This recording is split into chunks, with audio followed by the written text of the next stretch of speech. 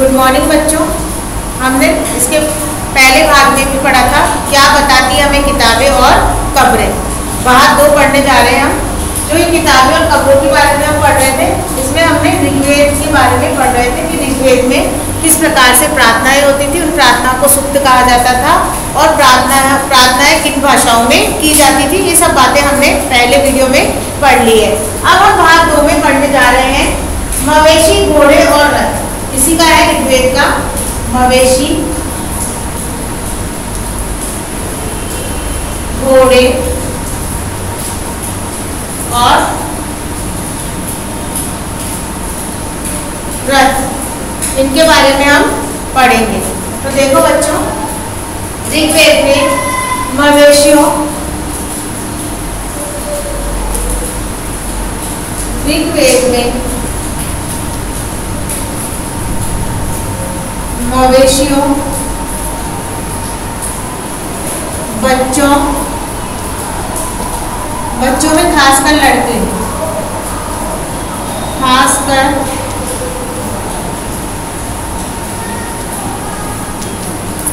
लड़कों के लिए, किसके लिए? लड़कों के लिए, पुत्रों के लिए और घोड़ों की प्राप्ति के लिए और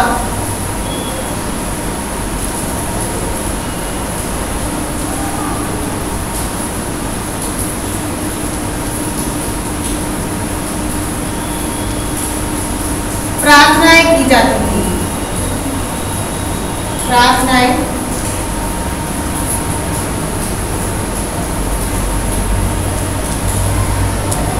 की जाती थी।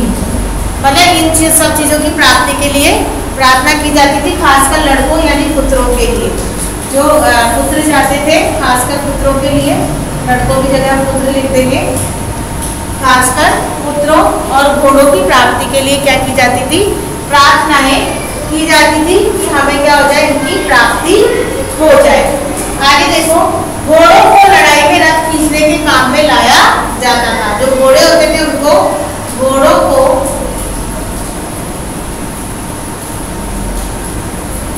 लड़ाई में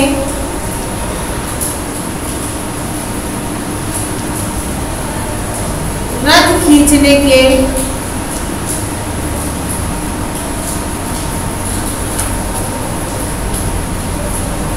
काम में लाया जाता था। जो घोड़े हुआ करते थे उनको क्या करते थे? रथ खींचने के काम में लेते थे जबकि लड़ाई होती थी उस समय। और इन लड़ाइयों में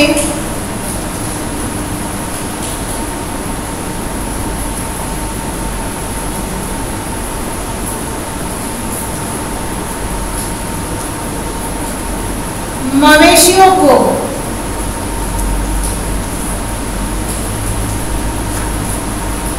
जीत कर लाया जाता था। जब लड़ाई होती थी तो इसमें कौन जीत करके आते थे? मवेशी जीत करके लाए जाते थे, यानी कि मवेशियों को लेकर के आया जाता था। मवेशियों को जीतते थे। लड़ाइयाँ वैसे जमीन के, जो लड़ाइयाँ हैं, लड़ाइयाँ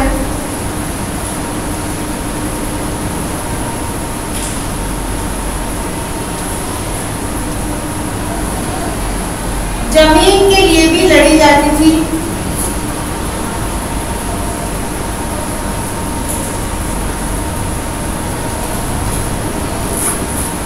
लड़ी जाती थी और चारागाह होते जहाँ पर पशुओं को चराया जाता है, जमीन के लिए लड़ी जाती थी। और चारागाह हो या जहां पर हो,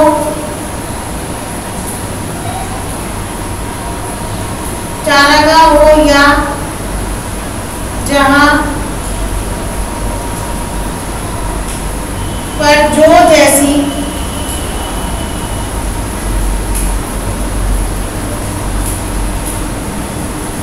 जोके जैसी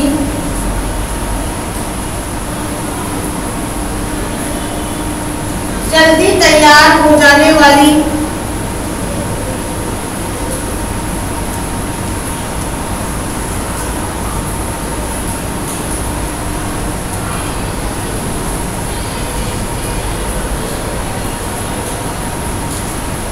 फसलों को उपजाया जा सकता था।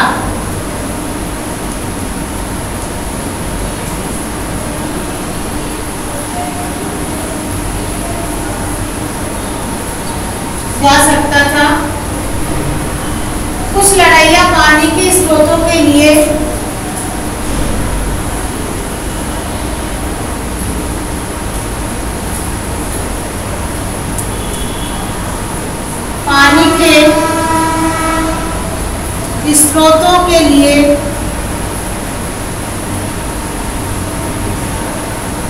स्रोतों के लिए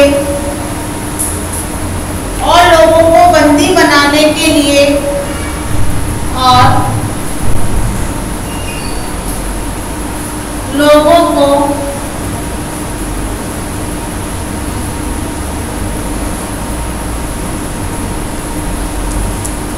बंदी बनाने के लिए भी की जाती थी।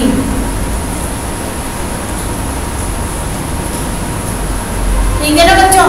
तो इस तरह से मवेशी, घोड़े और रथ के लिए क्या की जाती थी, लड़ाइयाँ लड़ी जाती थी। तो देखो ऋग्वेद में मवेशियों के लिए, बच्चों के लिए, खासकर पुत्रों के लिए और घोड़ों की प्राप्ति के लिए क्या करते थे, प्रार्थनाएं करते थे कि उनकी प्राप्ति हो जाए। घोड़ों को तो लड़ाई में रथ खींचने के लिए काम में लाया जाता था कि वो रथ खींचेंगे।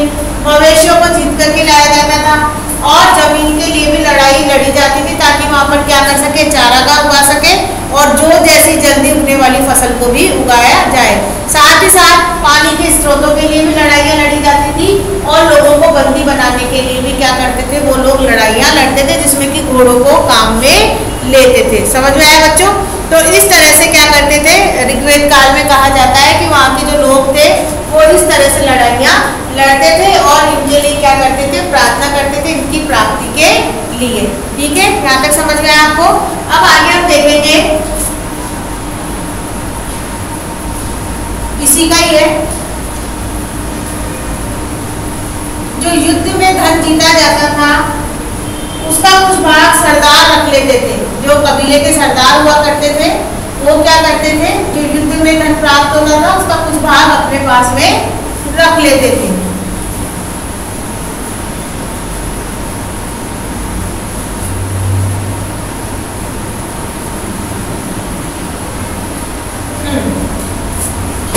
युद्ध में जीते गए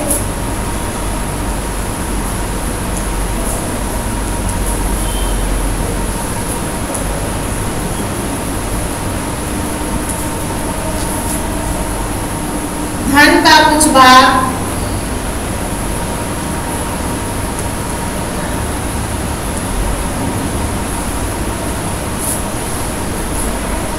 सरदार रख लेते थे।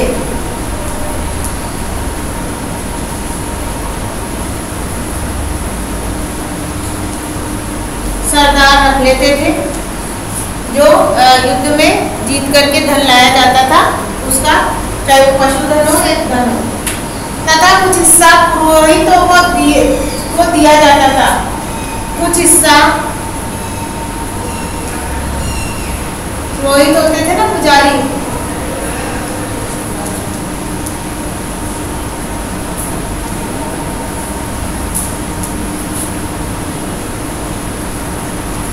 दिया जाता था, पुरोहितों को दिया जाता था कुछ हिस्सा।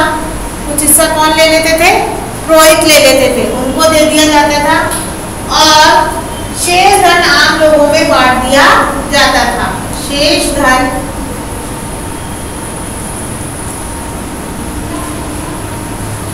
आम लोगों में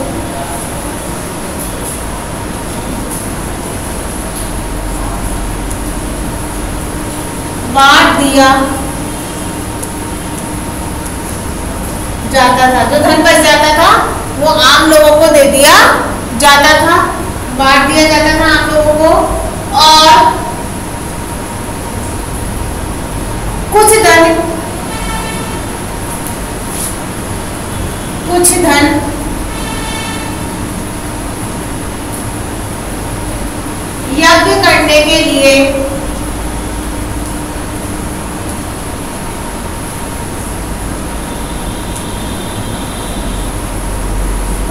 यज्ञ करने के लिए प्रयुक्त होता था।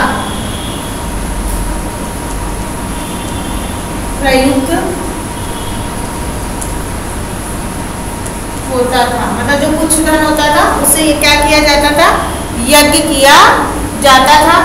यज्ञ भी होते थे उस समय, यज्ञ को भी स्थान दिया गया था। यज्ञ की आग में आहुति दी जाती थी।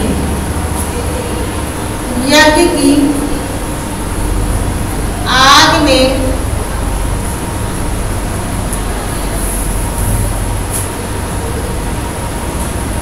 आहुति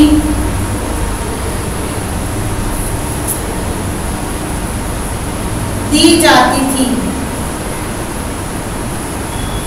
यज्ञ की आग में क्या दी जाती थी, आहुति दी जाती थी, ताकि क्या हो सके, यज्ञ संपन्न हो सके। आहुति दी जाती थी। ये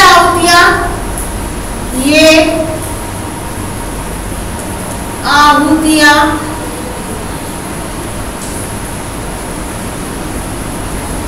देवी देवताओं को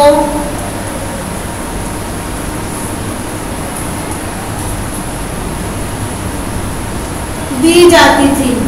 ये जो आहुतियां होती थी किसको देते थे वो लोग, देवी देवताओं को देते थे, उनको दी जाती थी आहुतियां। और घी, अनाज और कभी कभी जानवरों की भी आहुति दी जाती थी। घी की आहुति देते थे, अनाज की देते थे, अनाज की, और कभी कभी किसकी आहुति देते थे, जानवरों की भी। कभी कभी जानवरों की भी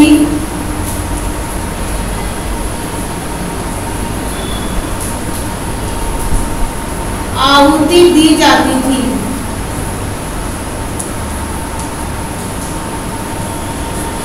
कभी कभी जानवरों की भी आहुति दी जाती थी। समझ में आ रहा है बच्चों, जानवरों की भी आहुति दी जाती थी। अधिकांश पुरुष इन युद्धों में भाग लेते थे। जो युद्ध होते थे उसमें कौन भाग लेता था, पुरुष। अधिकांश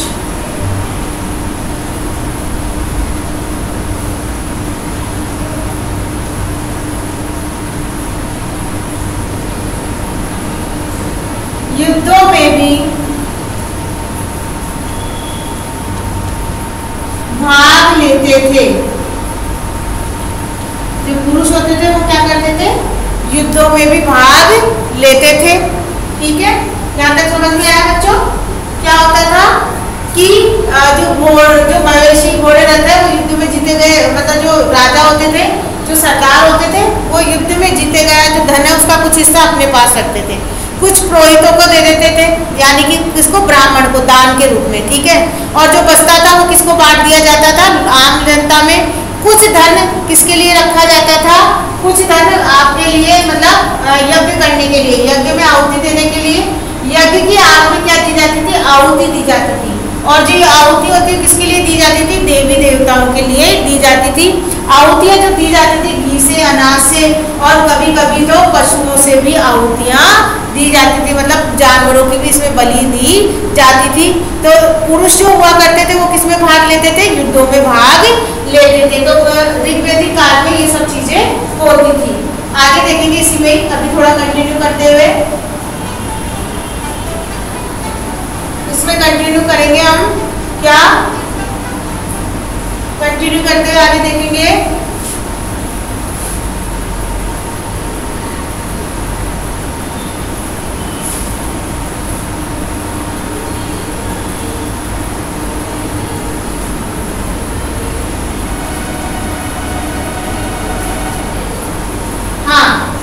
देखते हैं इसी में कंटिन्यू। आहुतियां देते थे और पुरुष क्या करते थे, युद्ध भी लड़ते थे।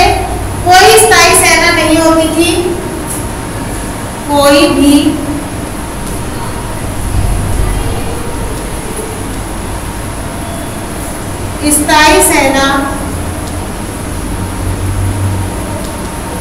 नहीं होती थी। ऐसा नहीं था कि स्थायी सेना हो, स्थायी सेना नहीं होती थी। और लेकिन लोग सभाओं में मिलते जुलते थे। लेकिन लोग सभाओं में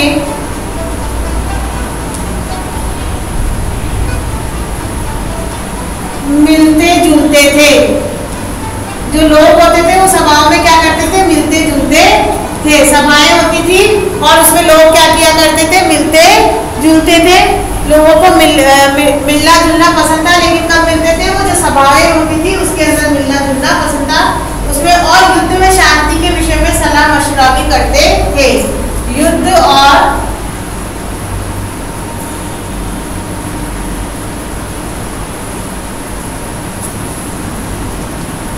शांति के विषय में सलाह मशविरा भी करते थे। सलाह मशविरा भी करते थे। जब क्या होती थी, युद्ध और शांति की बात होती थी, तब सलाह मशवरा भी करते थे। ठीक है बच्चों। और वहां ये ऐसे लोगों को अपना सरदार चुनते थे। वहां वे ऐसे लोगों को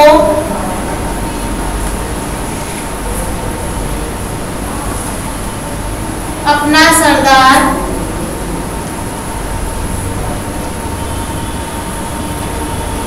चुनते थे जो क्या हो, बहादुर हो, जो क्या हो, बहादुर हो और कुशल योद्धा हो। और क्या हो, बहादुर और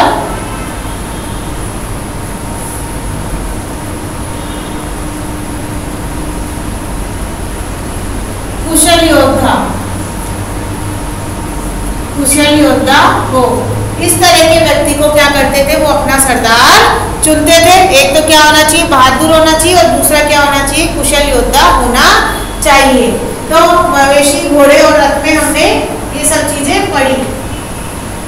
अब हम पढ़ने जा रहे हैं, इसी में ही आपको समझ में आ गया होगा वैदिक काल में किस तरह के लोग हुआ करते थे और किस तरह से वो कार्य किया करते थे, किस तरह से युद्ध करते थे, किस तरह से अपने पास आई हुई सामग्री का बंटवारा करते थे। कुछ भाग अपने पास रखते थे, कुछ पुरोहितों को देते थे, कुछ देवी देवताओं की स्तुति आहुति के लिए रख दिया जाता था। ठीक है। और पुरुष क्या करते थे, युद्ध करते थे। अब आगे हम देख रहे हैं लोगों की विशेषता बताने वाले शब्द। जो वहां के लोग थे उनकी विशेषता किस प्रकार से बताई जाती थी, वो शब्द कौन से थे। लोगों की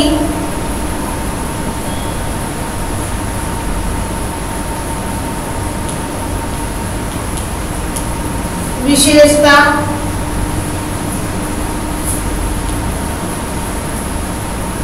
बताने वाले शब्द, ऐसे शब्द जो लोगों की क्या करते थे, विशेषता बताते थे, उनके बारे में पढ़ेंगे हम। तो देखो बच्चों, लोगों का वर्गीकरण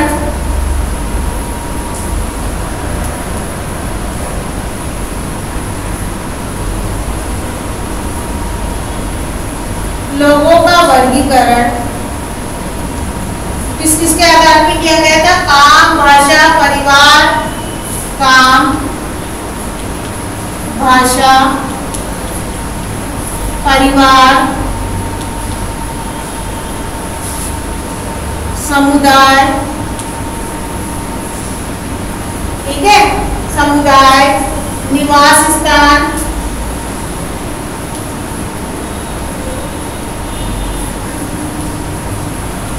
सांस्कृतिक परंपरा,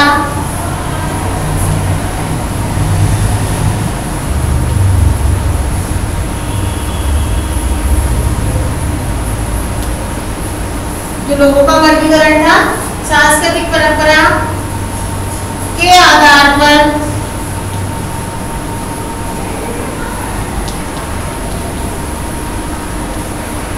किया जाता था, किया जाता था, किया जाता था। ऋग्वेद में लोगों की विशेषता बताने वाले कुछ शब्दों को भी देखा गया है। ऋग्वेद में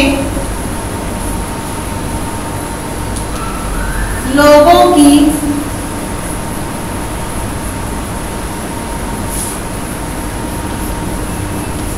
विशेषता बताने वाले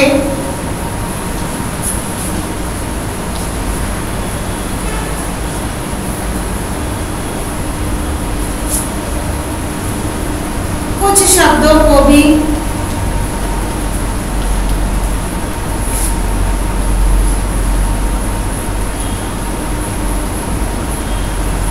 देखा गया है। ठीक है, तो लोगों का जो वर्गीकरण था किसके आधार पर होता था? ऋग्वेद में बताया गया है काम के आधार पर, भाषा के आधार पर, परिवार समुदाय के आधार पर, निवास स्थान के आधार पर और सांस्कृतिक परंपरा के आधार पर इनका वर्गीकरण किया जाता था लोगों का। और लोगों की विशेषता बताने वाले कुछ शब्दों को भी देखा गया है ऋग्वेद में कि कौन से शब्द होते थे जिनके आधार पर उनका वर्गीकरण किया जाता था। देखो अब देखेंगे आगे हम, ये समझ में आपको वर्गीकरण किन किन आधार पर होता था।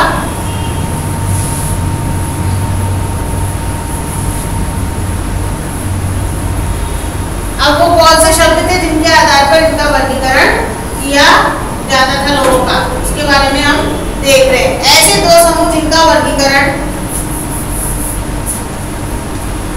ऐसे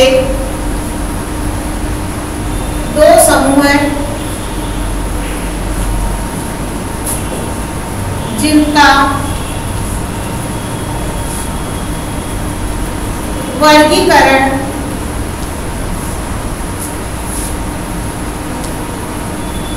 काम के आधार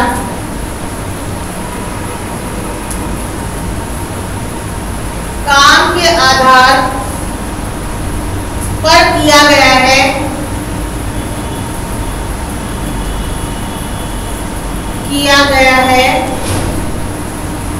ऐसे दो समूह जिनका वर्गीकरण काम के आधार पर किया गया है। पुरोहित, जिन्हें कभी कभी ब्राह्मण भी कहा जाता था, पुरोहित जिन्हें कभी कभी ब्राह्मण भी कहा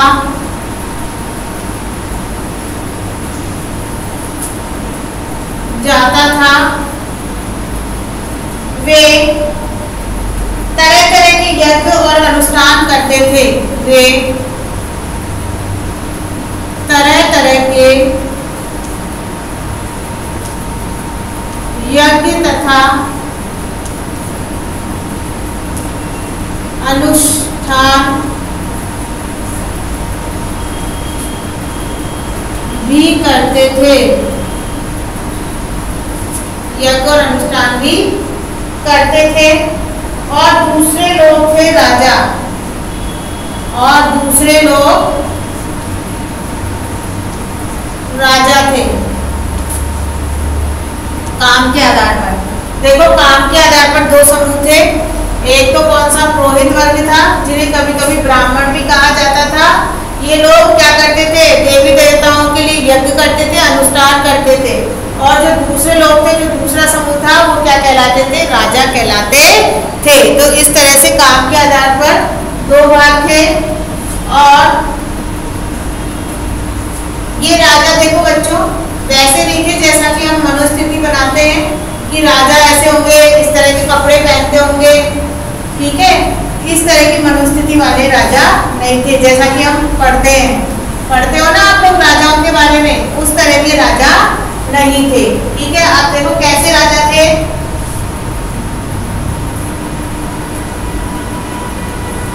ये न तो बड़ी राजधानियों में रहते थे,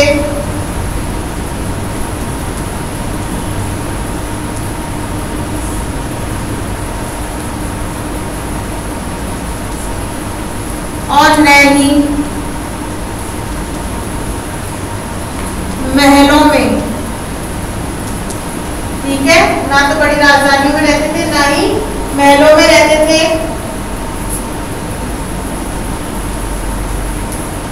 ना इनके पास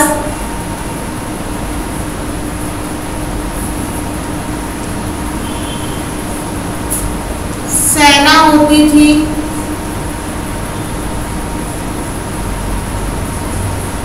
ना इनके पास क्या होती थी, सेना होती थी। ठीक है, हम तो ऐसे सोचते हैं ना कि राजा होते हैं तो उनके पास महल होंगे, सेना होगी। नहीं, ये कर वसूलते थे, नहीं ये कर वसूलते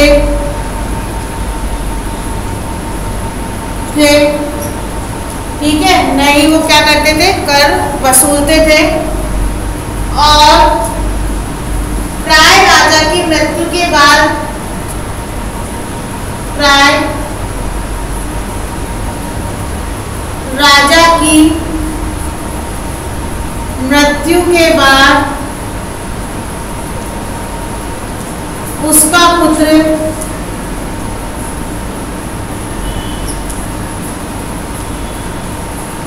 शासक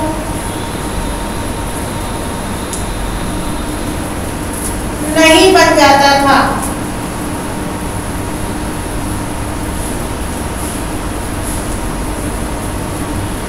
देखो, ना तो राजा के पास बड़ी बड़ी राजधानियां थी इन राजाओं के पास, ना ही महल थे, ना ही सेना थी, ना ही वो कर वसूलते थे, और ना ही ऐसा होता था कि अगर मान लीजिए इसके पिता की मृत्यु हो गई, उसके बाद में उसका पुत्र क्या बन गया, शासक बन गया।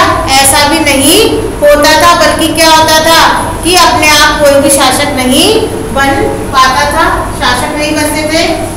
उसके बाद में देखिए आगे हम देखेंगे, पढ़ लिया। जनता या पूरे समुदाय के लिए दो शब्दों का प्रयोग किया जाता था। जनता व समुदाय के लिए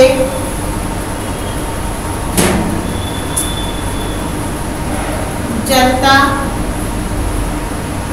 तथा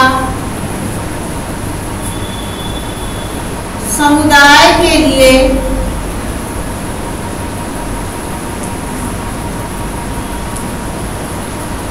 दो शब्दों का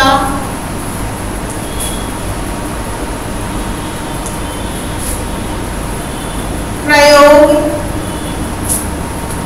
होता था।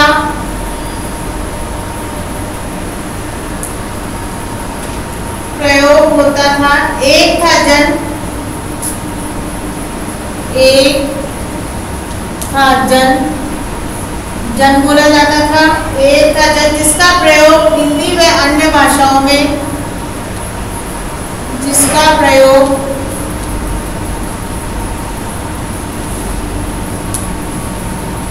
हिंदी तथा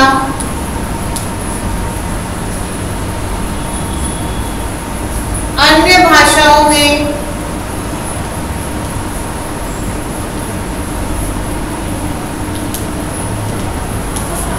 आज भी किया जाता है।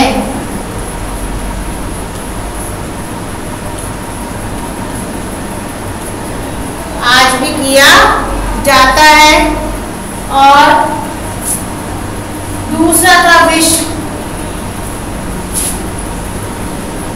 दूसरा था विश्व, दूसरा विश्व था। विश्व जिससे वैश्य शब्द निकला है, जिससे वैश्य शब्द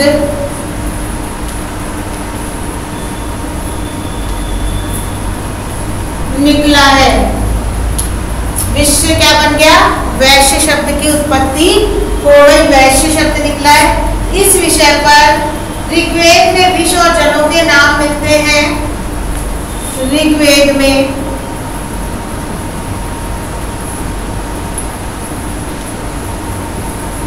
विश्व तथा जनों के नाम मिलते हैं। ये दोनों नाम किसमें मिलते हैं आपको, ऋग्वेद में मिलते हैं। ठीक है, ऋग्वेद में मिलते हैं और इसलिए हमें पुरुजन या इसलिए हमें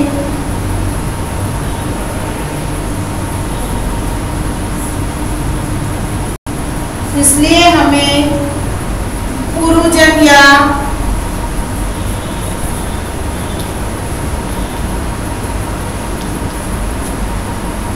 विष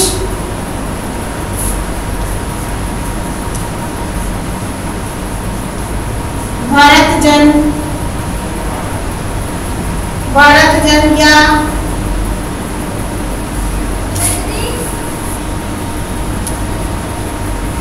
या विष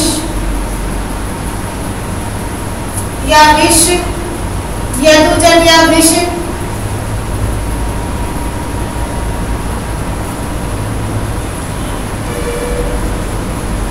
यदुजन या विष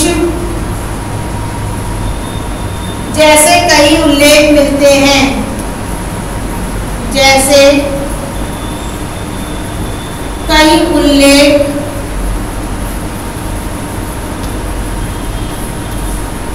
मिलते हैं। समझ में आया बच्चों? मतलब ये जो दो नाम है वो ऋग्वेद में देखे गए थे, लेकिन आज भी हमें इन नामों से हम क्या होते रहते हैं, परिचित होते रहते हैं। समझ में आया बच्चों यहाँ तक? ठीक है, देखो ऐसा माना जाता है कि जिन लोगों ने क्या लिखी, प्रार्थनाएं लिखी, क्या लिखी, आपको पहले भी बताया था, जो सुनते थे, समझते थे, सुनते सुनाते थे, उन्होंने भी क्या करा था, प्रार्थनाओं की रचना की थी। तो सूक्त बनाए थे उन्होंने भी, इसलिए वो उनका ऐसा मानना था, जिन्होंने सूक्त बनाए थे, जो लोग प्रार्थनाएं लिखते थे, ठीक है, फिर कभी कभी खुद को आर्य भी कहते थे कि हम क्या हैं, आर्य हैं। क्या है? आर्य। ठीक है, तो देखो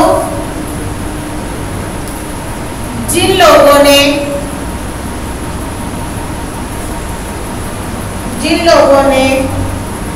इन प्रार्थनाओं की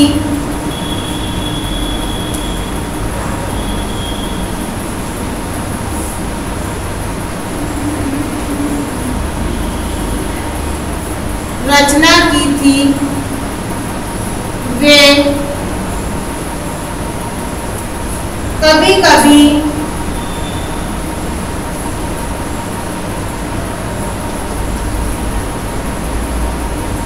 खुद को आर्य कहते थे। खुद को क्या कहते थे? कभी कभी आर्य कहते थे कि हम तो क्या हैं, आर्य हैं। तथा अपने विरोधियों को दास या दस्यु कहते थे। तथा अपने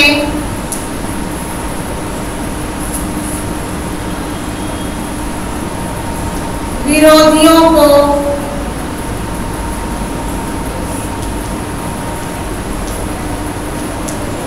दास या दस्यु कहते थे। जिनके विरोधी हुआ करते थे उनको दास या दस्यु कहते थे। ठीक है, दस्यु कहते थे।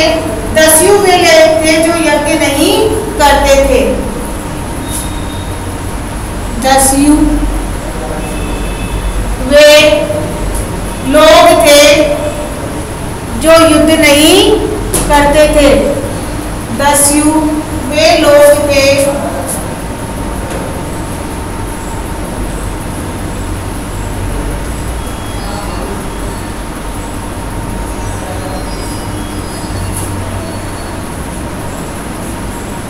युद्ध नहीं करते थे, उनको दस्यु कहा जाता था। जो कि क्या नहीं करते थे, यज्ञ नहीं करते थे। सॉरी बेटा, युद्ध की जगह यज्ञ की जगह युद्ध है, यज्ञ नहीं करते थे।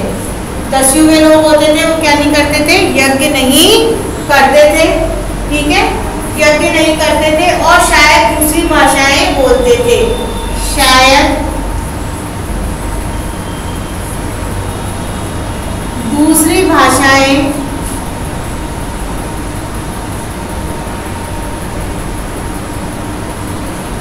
बोलते थे। अलग प्रकार की भाषाएं क्या करते थे, बोलते थे, दूसरी भाषाएं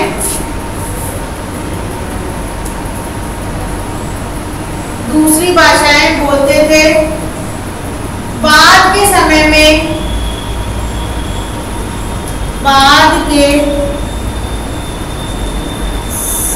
में दास शब्द का अर्थ गुलाम हो गया। जो दास शब्द बोला जाता था उसको बाद में क्या बोलने लगे? गुलाम बोलने लग गए। गुलाम हो गया। दास में स्त्री और पुरुष होते थे। दास वे स्त्री तथा पुरुष होते थे जिन्हें युद्ध में बंदी बनाया जाता था।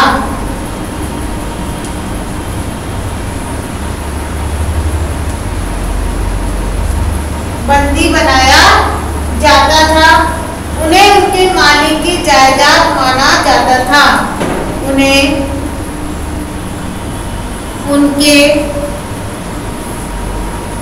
मालिक की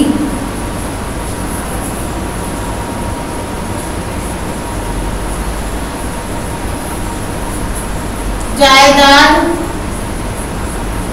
माना जाता था।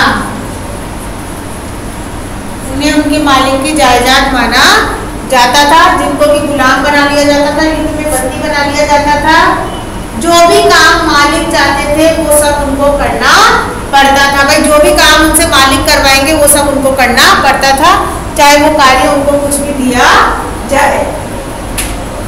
जिस युद्ध में महाद्वीप व उत्तर पश्चिम में ऋग्वेद की रचना हुई है बच्चों, उसी समय दूसरी जगहों पर एक अलग तरह का विकास हो रहा था। ठीक है, और वो क्या थी? कब्रें। वो क्या थी बच्चों? कब्रें थी। ठीक है, उस समय जब दूसरी जगह दूसरा विकास हो रहा था वो क्या थी? कब्रें थी। उसके बारे में हम अगले वीडियो में पढ़ेंगे। यहाँ तक हमने ऋग्वेद के बारे में सब कुछ जाना कि ऋग्वेद में क्या क्या दिया गया था। ठीक है बच्चों, धन्यवाद।